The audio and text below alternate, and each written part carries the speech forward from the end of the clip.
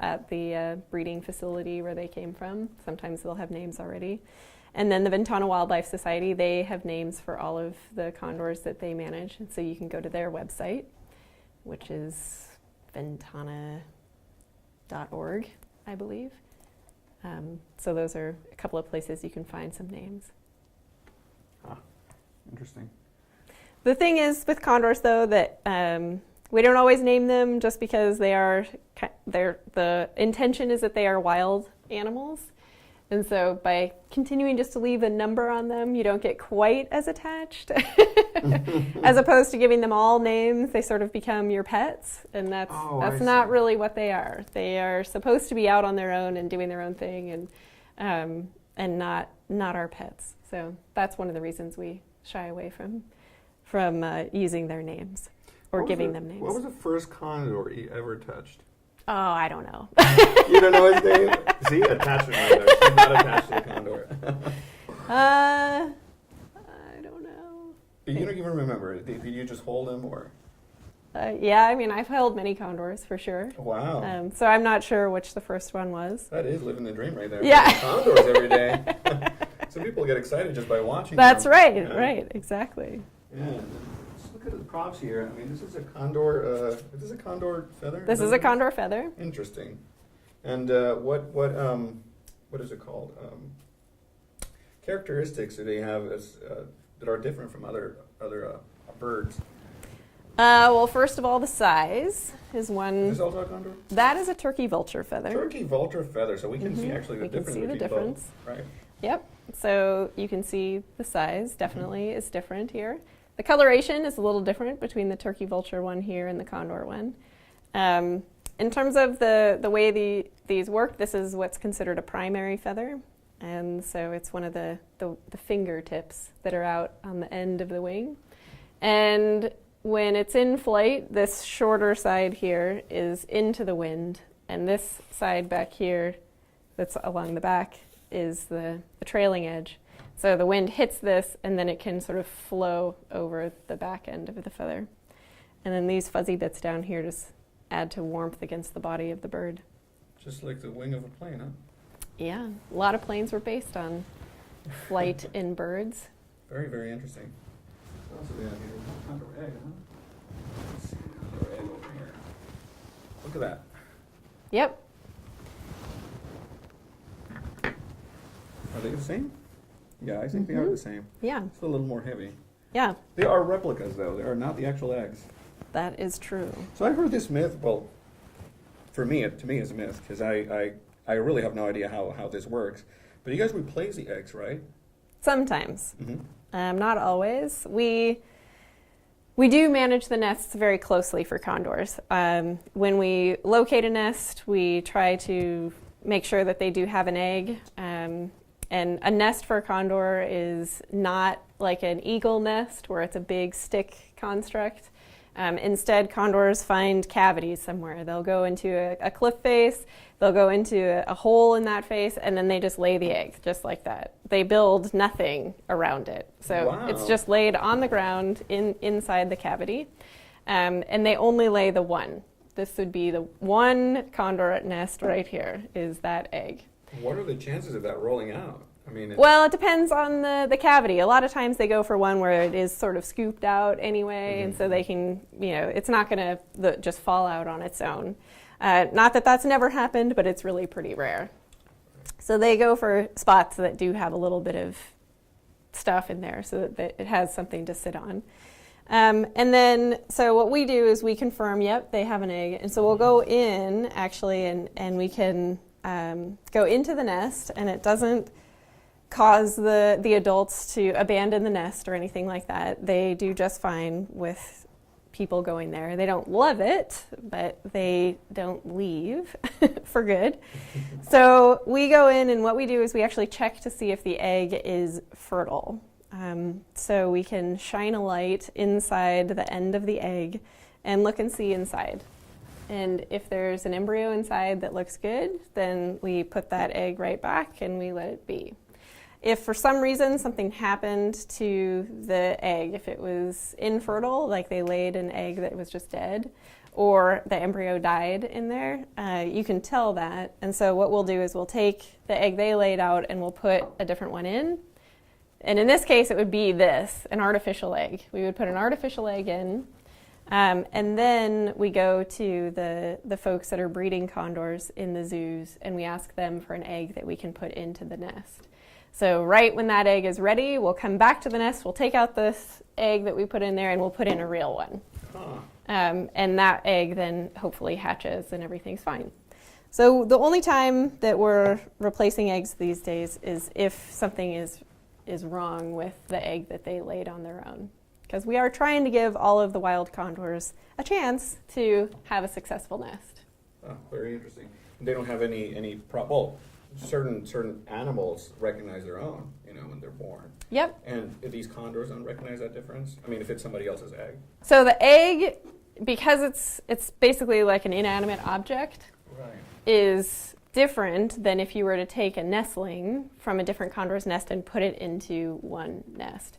They do not take another nestling, so another condor chick, if you were to put it into one condor's nest, they're not going to be okay with that. But an egg, because it's just it doesn't move, it doesn't make noise, it doesn't do anything, that is different. So they have no problem with that, and they take to it without any trouble. Oh, interesting. Very interesting. And how big are these condors? That's the $1 million question. That's right. Everybody asks that. How big? A condor, if you're talking wingspan, is 9.5 feet. If you're talking weight, they weigh between 16 and 22 pounds. If you're talking height, they stand about 3 feet tall. Wow. I think I have a replica of some wings here. Ah, excellent. Oh, let me see. Let's extend this over the camera. Whoa. This is taking over my set here. Look at that. So we are looking at the length of, this is average, you would say, right? Yeah. Average wingspan? Mm-hmm. Look at that. It goes beyond our screen. That is huge. So the bird would sit right here, right? Yes, the head would be right here. Look at that. Condor flapping around. That's crazy. And how high do these animals go? Do they fly pretty high? They can fly high, yeah. They can fly up to about 3,000 to 4,000 feet. And do they leave the nesting area? I mean, do they stay in a certain area to live, like colonies, or do they leave? Because I've heard of animals that go over 2,000 miles to. I think there was a case of, I think there was the exception. There was a mammal, though, that actually went like 2,000 miles away from its where it was born. And that was astonishing. I imagine a bird that can fly that high right. go pretty far. Yeah, they can go far. We've definitely been able to track condors going 40 miles in an hour. There have been cases where condors have flown 150 miles to food and then back to their nest in one day, so 300 miles in a day. They can certainly cover a pretty substantial distance in a short period of time. They do tend to have a home range, a territory, a specific area that they spend most of their time, and then occasionally will make long forays somewhere else. So that just depends on what the bird is doing. For some, it has to do with finding food for their young. For others, it could just be that they're going on an adventure and want to go find someplace new. We do occasionally have condors do that. A few years back, there were 3 or 5 or something that ended up in Livermore, which is a fair distance from Pinnacles. Wow. Yeah. Quite interesting. Let me see this. Tiana Diamico sent us a couple of pictures back in December. Okay. She said she had spotted some condors, but it turned out, I don't know if you reviewed these pictures, you can see them here. They had tags on them, but it turns out they were turkey vultures. Ah, yes. Right. Yep. So, I don't know if can you spot, is it possible to spot condors in San Diego? San Diego, not super likely. The condors that are the closest, honestly, to that area are actually the ones that are released in Baja, Mexico. And from time to time, I think at least once or twice, one of them has cruised across the border into the U.S. and then back down. Wow. So if there were any chance, it would be those birds. But as far as I know, that has basically hardly ever happened. So Right. San Diego, not super likely. North of LA, in the Ventura area, in the Santa Barbara Mountains there, yeah, there's plenty of opportunity to see condors there. That's a very, is it urbanized? Is it It's a lot of population? There's a lot of wilderness, like the Tejon Pass area. That's where you'll see them in the transverse range, right in that region. I see. Yeah.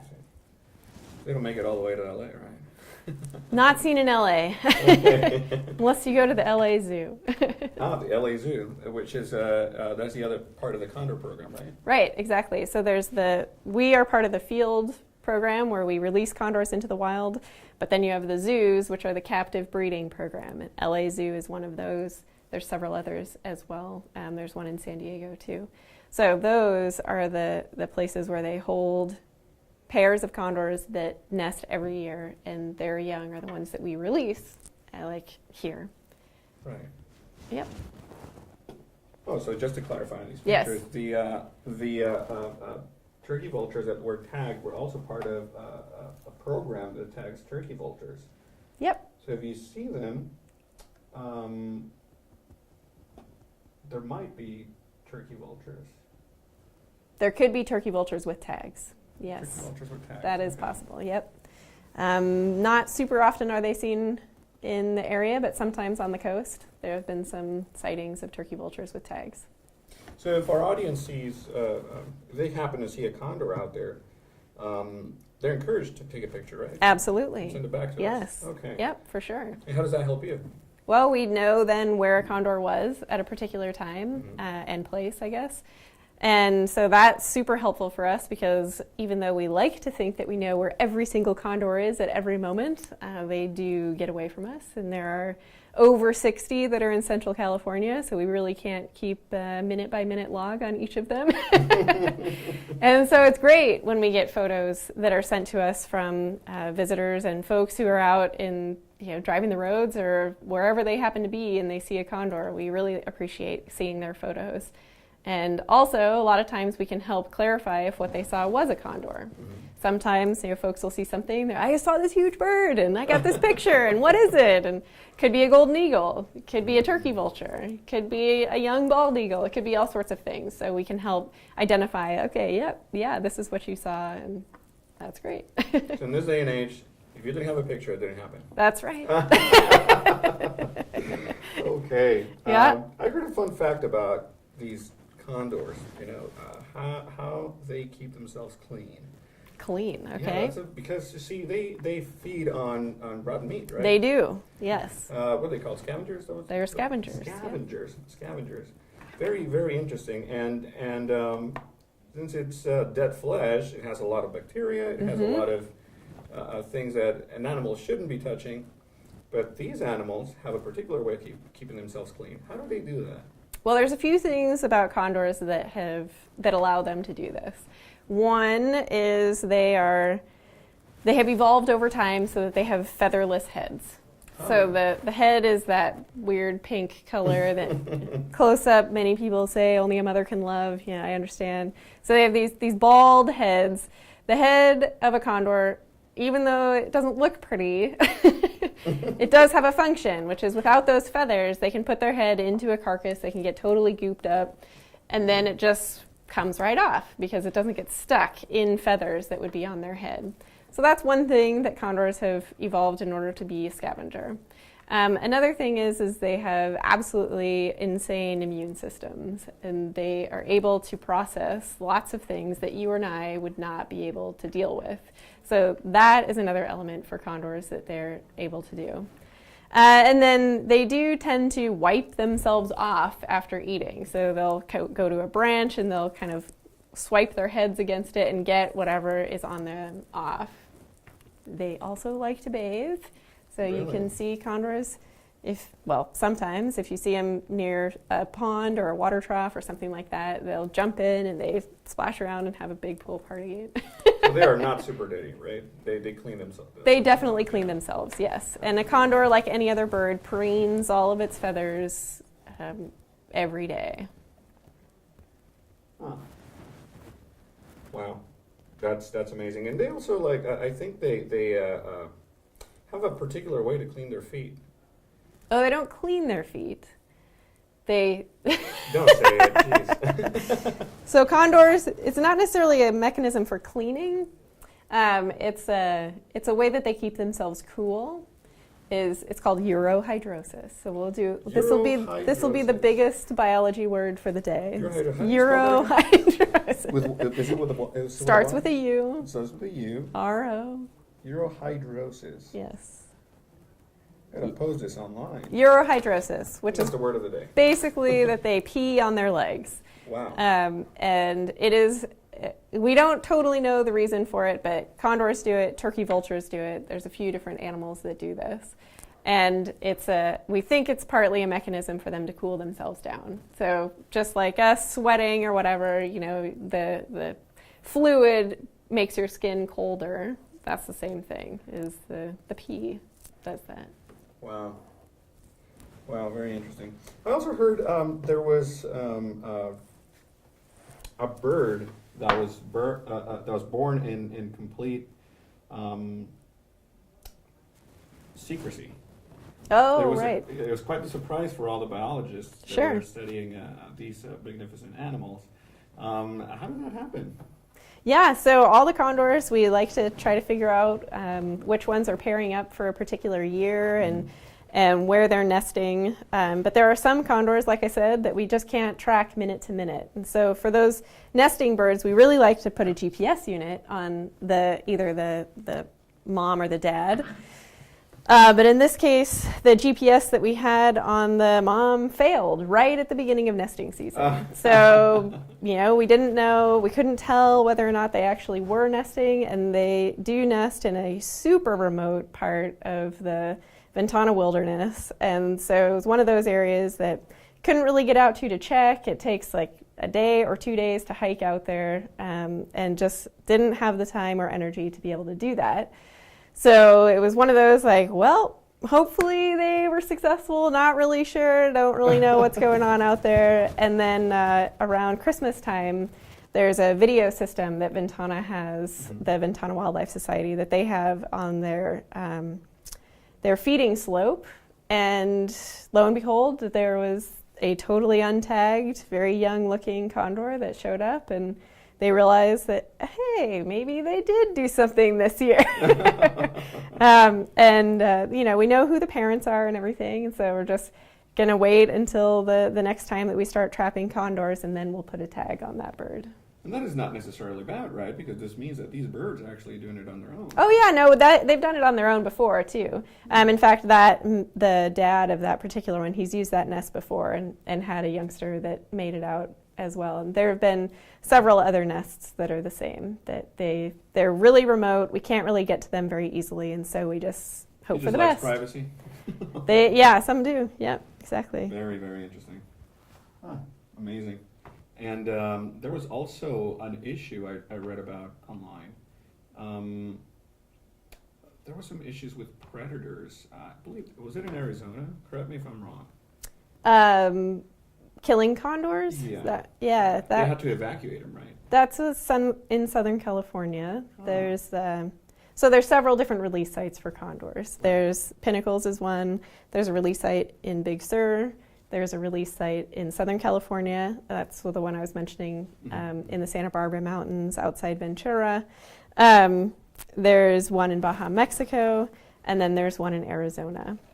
And the one in Southern California, they had a number of condors in their pen, and they were just starting to release new birds for this season. And they had a cat of some sort key in on where the birds were roosting in trees and where they were going to eat food. And over a couple of weeks, the cat took out, I think, 3 or 4 condors. And so they were particularly concerned about that and decided to remove all of the condors that were in their pen, because condors are super social and they want to spend time with each other. So by having a lot of condors in the pen, it draws in wild condors too.